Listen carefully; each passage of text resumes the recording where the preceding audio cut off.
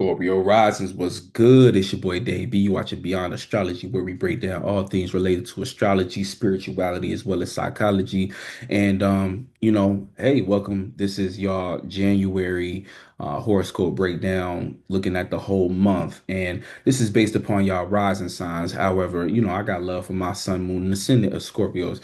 So, but for the most part, this is based on the rising because we're going to be looking at the house placements and the suns travel through particular houses so that we can get an idea of what the theme is for that month. And the sun is kind of like what we're paying attention to. So it's kind of like the overarching theme for that period of time in our life.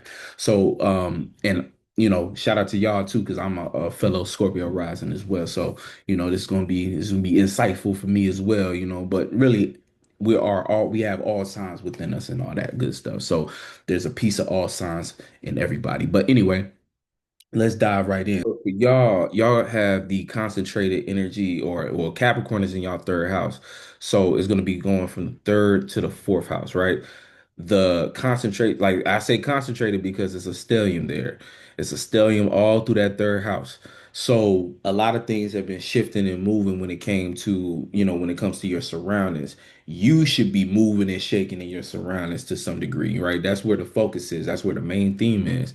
Now, the third house also deals with familiarity. So working a lot with what you're already familiar with could be beneficial for you at this time. The sun, this is what we're taking action on, and this is an opportunity too. So a lot of what your natural energy is already inclined to do, the third house is kind of open. It's an open space for you right now to kind of get in the mix and start to reintegrate with your surroundings, your neighborhood, your community, local community. Also just connecting with yourself. The third house is also it's about the mind. It's Gemini energy, but it's about the thoughts and feelings that we frequent, right? Mentality. So shifting your mentality. Mercury being in the third house is making you very strategic. Just make sure you're not trying to, get over on people and stuff like that. Just make, it's about locking in and kind of taking things in your surroundings more serious. Also being more of an authority figure in your surroundings. So you might have to step up when it comes to, whatever. Like for an example of this would be like this, right? Being that we're coming off of the previous, 2025 energy, right? Now, the Gregorian calendar got everybody looking at the January is the New Year time, but we know that the real New Year is in the end of March going into April for Aries season. But this time period from now up until then is the winter portion of the whole we're talking about seasons and the seasonal flow of energy, right? The winter time is about transformation, moving on to the next thing, death, and those, themes. So you should already understand that you're in this current time is more about transition and putting things into a resolution, like getting resolve on certain things rather than trying to necessarily jumpstart new stuff. However, the energy, the numerology has shifted. So we're more on the one energy and getting out of the nine energy, which 2025 had for us, right? In the shift to one, this is kind of like you're starting to understand that, like, oh, okay, this is a blank slate. The next 10 years are mine to start to construct what I want that to look like. And it starts now. And so, all this energy in your third house, you should be taking a lot of time for mental clarity and trying to come to a certain sense of understanding of what it is you actually want to invest in and build and blueprint for yourself come the next from the for the rest of this year, but also for the next 9, 10 years and things like that, right? So that's really the energy. Mars in the third house, this can make your mind aggressive, but it can also make it be beneficial because it can make you very motivated and passionate about making sure that your surroundings look like how they're supposed to look. Again, mental energy is here. Mercury in the third house, it loves to be there, but it can also be being that it's in Capricorn, it's on business. So this is a great time for you to start to organize your plans, organize your business, or get connected how you want to get connected and see really putting yourself out there in your surroundings is going to be beneficial for you because as this energy moves into Aquarius, it starts to move into your fourth house, and that's going to be a more private time. So it's almost like a time for private associations, doing private business deals, getting things kind of under contract with people that you trust. You know what I'm saying? Especially if you're working on something that requires a lot of individuals involved. Private equity that just popped up randomly.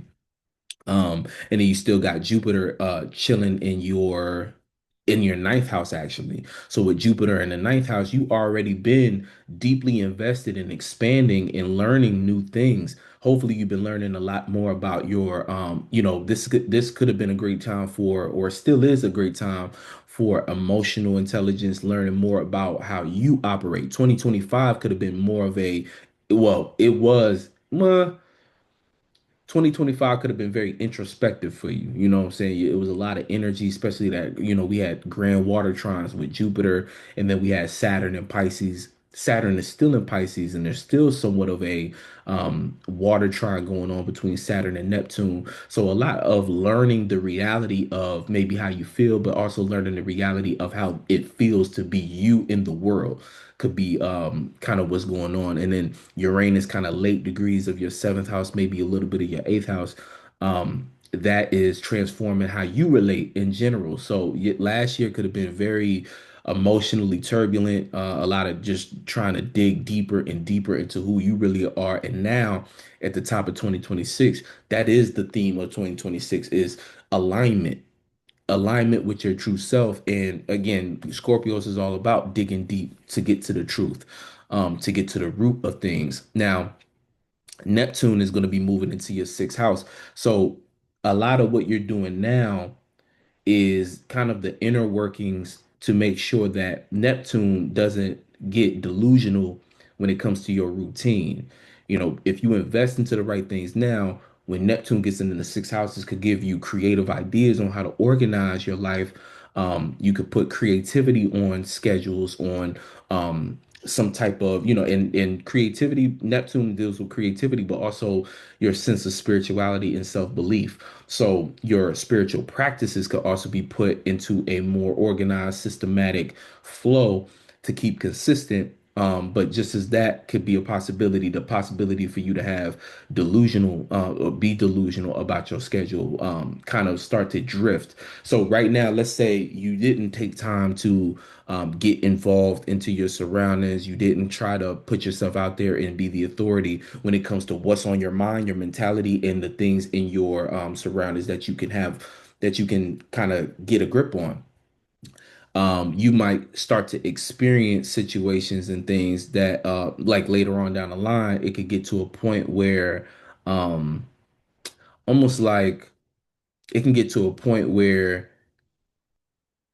let's say going into Aquarius season, right? You playing that energy out going into Aquarius season, you might be more alienated because it's already in your fourth house. So you're already going to feel the vibe of needing to be private. But because you didn't get in the mix and have conversations and get curious about what you were interested in and what you could build with others, then you might not have anyone close enough to you to trust with the building or the associating, that will lead to you building and constructing something that you want to get going for the upcoming year, right? Not to say it can't be done, but it's like you might not feel that. You might have to do a little bit more work to establish those connections.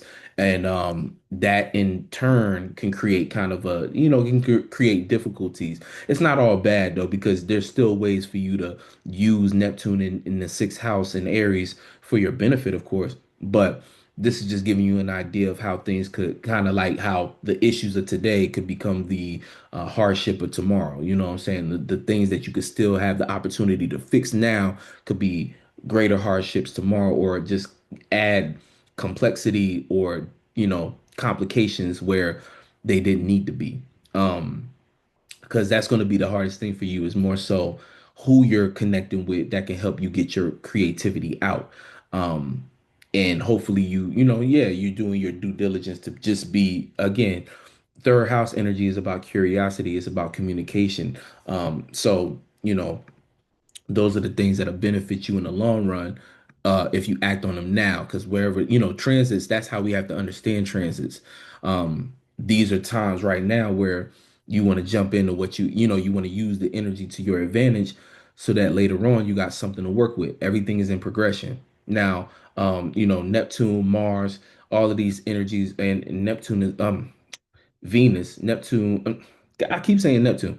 Mercury, Mars, and Venus are in your third house as well. So, you know, spoke a little bit about that. Mars giving you motivation, Mercury giving you the mental power, and Venus also making you appreciate what's in your surroundings, also getting support from your surroundings. So that's another interesting thing too with Venus and Capricorn in the third house.